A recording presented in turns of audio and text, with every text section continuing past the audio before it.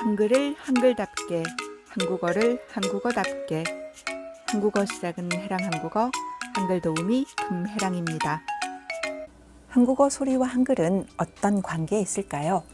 한국어 소리의 특징부터 알아보겠습니다. 많은 언어에서 자음은 목청의 떨림 유무에 따라 무성음과 유성음으로 대립합니다. 하지만 한국어 자음은 소리의 세기에 따라 예사소리, 거센소리, 된소리로 대립합니다. 또한 한국어 자음은 음절의 끝에 오면 불파음으로 실현됩니다.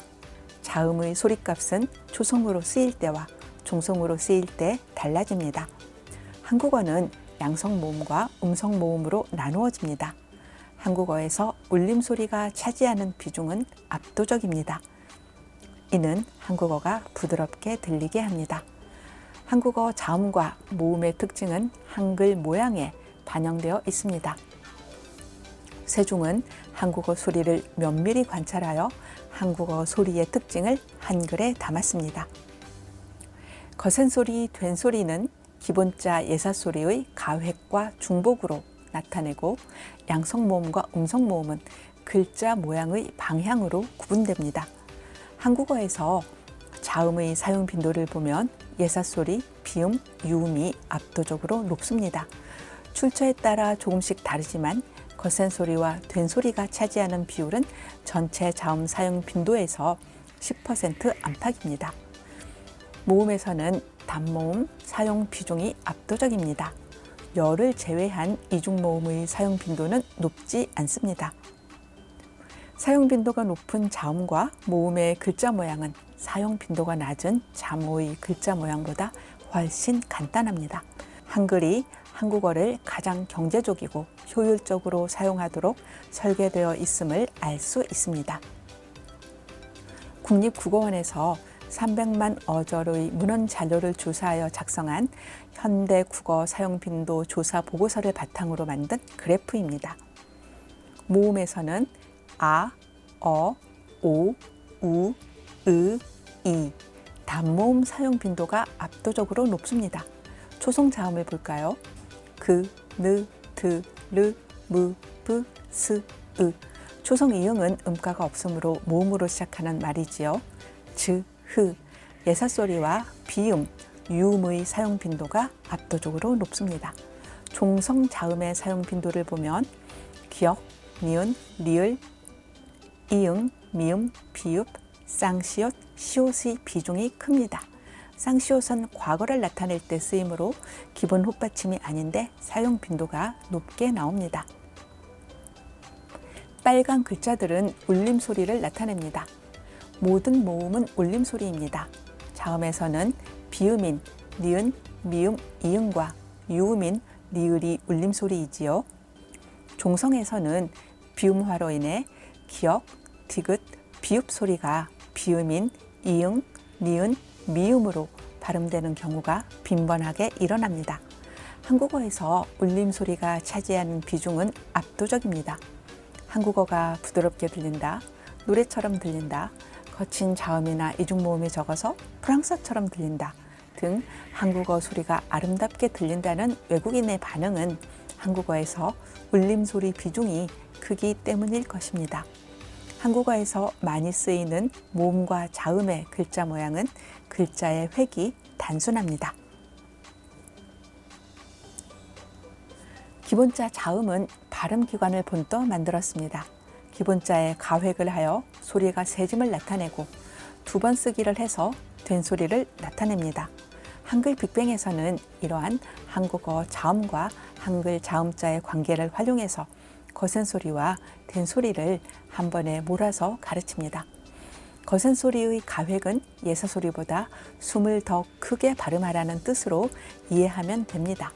된소리를 발음할 때는 예사소리를 발음할 때보다 발음기관에 힘을 더 많이 주고 예사소리보다 높은 소리로 발음합니다.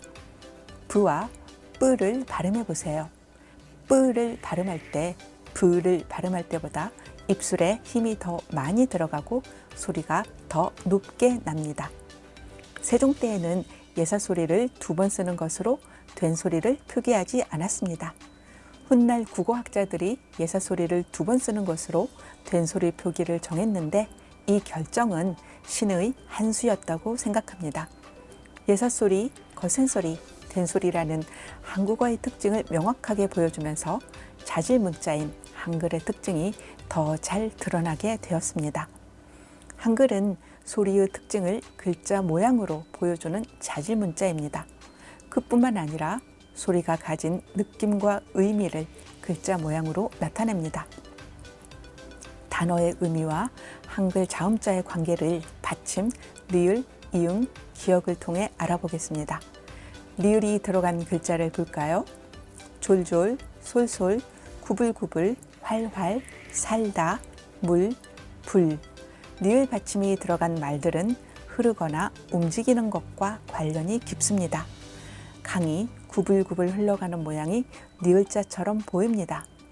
불이 활활 타오르는 모양에도 리을자가 들어있네요. 리을은 흘러가는 모양과 닮았고 리을이 들어간 말은 흐름, 움직임과 관련이 깊습니다. 이응이 들어간 단어를 볼까요? 공, 통통, 동동, 방울방울, 퐁당퐁당.